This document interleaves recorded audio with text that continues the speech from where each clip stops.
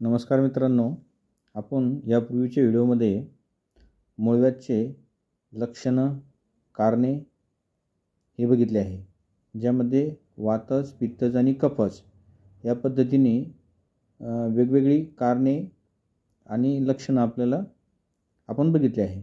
आता यावरील उपचार बघूया. उपचारमध्ये ही आपल्याला वात, पित्त आणि कफ या तिन्ही पद्धतीने वेगवेगळी ट्रीटमेंट द्यायची आहे. तर सर्वप्रथम आपण बघू वातज आर्ष.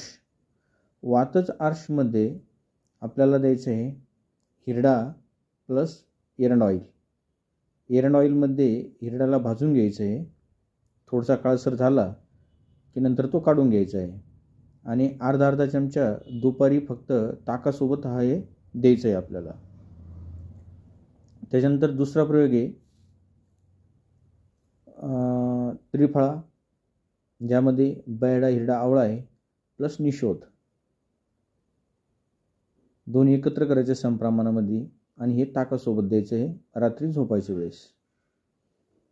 यासोबत आणखीन एक योग आहे, ज्यामध्ये पाठा, अजवाईन हे दोन समप्रमाणात घेऊन ताकासोबत द्यायचे आहे सकाळ संध्याकाळ.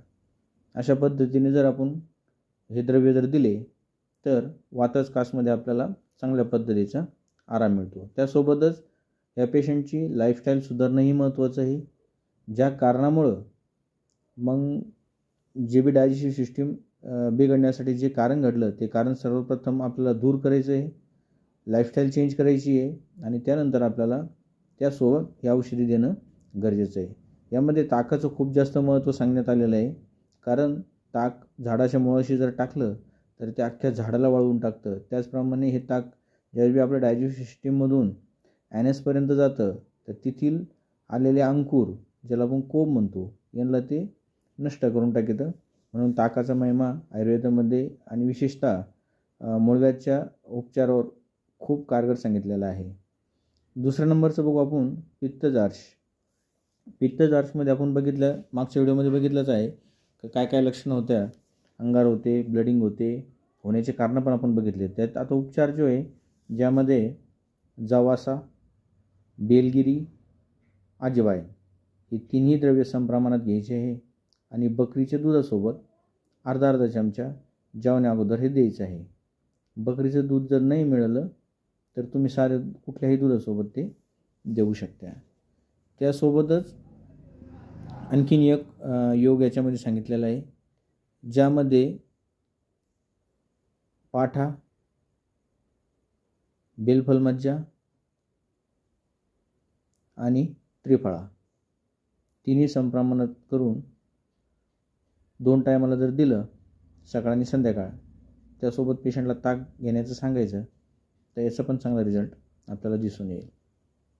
तिसरं आहे कफज आर्ष.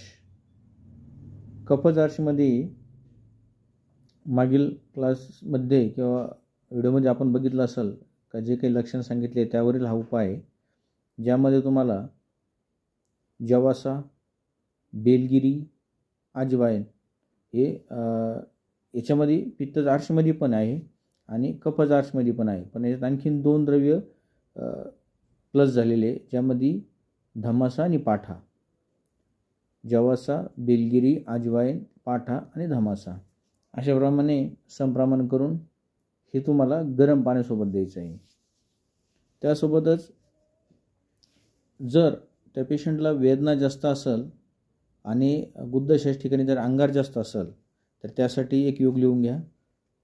पिंपळी 1 भाग, पिंपळी मूळ 1 भाग, धने 1 भाग, त्यासोबत गाईचे तूप 4 भाग आणि दही 4 भाग.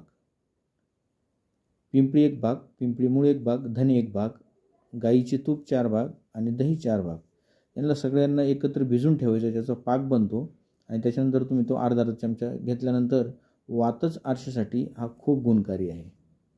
त्याच्यानंतर आपण एक चौथा पण पार्ट बघितला होता, रक्तार्ष, ज्याच्यामध्ये पित्त आणि कफ दोन्हीचा अनुबंध असतो, दोन्हीचे लक्षणं असतात.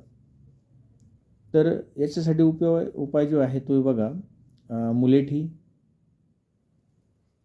अनंतमूळ, विदारीकंद, पाठा हे तिन्ही चारही द्रव्य समप्रमाणात घ्यायचे आणि ते तुम्ही बकरीचं दूध असेल किंवा ताक असेल यांच्यासोबत जर घेतलं तर खूप छान रिझल्ट तुम्हाला रक्तार्शमध्ये दिसतो. रक्तार्शमध्ये त्यासोबतच कुटाची घनवटी असन, अर्शकुटर रस असन, त्रिफळा गोकुळ असन, बोलबद्ध रस असन किंवा अभयरिष्ट असन किंवा तक्राररिष्ट असन याचाही तुम्हाला अवस्थेनुसार वापर तुम्ही त्यात करू शकता. यासोबतच या पेशंटला पथ्य अपथ्य पण खूप महत्त्वाचे आहे, ज्यामध्ये तळलेले पदार्थ, आंबवलेले पदार्थ, इडली सांबारसारखे, वेगधारण म्हणजे शौचाचा वेग आला आणि तुम्ही तो म्हणजे दाबून ठेवला, तुम्ही गेले नाहीत, तर ह्या गोष्टी पण पेशंटला सांगायचे की अशा गोष्टी करायच्या नाही. त्याच्यानंतर कठीण आसनावर बसणं. आता काही ऑफिशियल लोक राहतात त्यांना बसणं असतं, परंतु तुम्ही 30-35 मिनिटानंतर 1-2-5 मिनिटं जर थोडंसं जागेऊन उठून फिरले तरी तुम्हाला त्याच्यात ते पथ्य पाळल्यासारखं होऊन जातं. त्याच्यानंतर मसालेदार पदार्थ आसन, जेवताना वारंवार पाणी आसन, अति आहार आसन, रात्रीचा आहार आसन, रात्रीचं जागरण आसन, मद्यप्राशन आसन, अशा गोष्टी पेशंटला टाळायच्या सांगायच्या आहे तुम्हाला आणि वरील उपाय करून बघा, रिझल्ट नक्कीच मिळेल. व्हिडिओ जर आवडला असेल तर लाईक आणि सबस्क्राईब नक्कीच करा. धन्यवाद.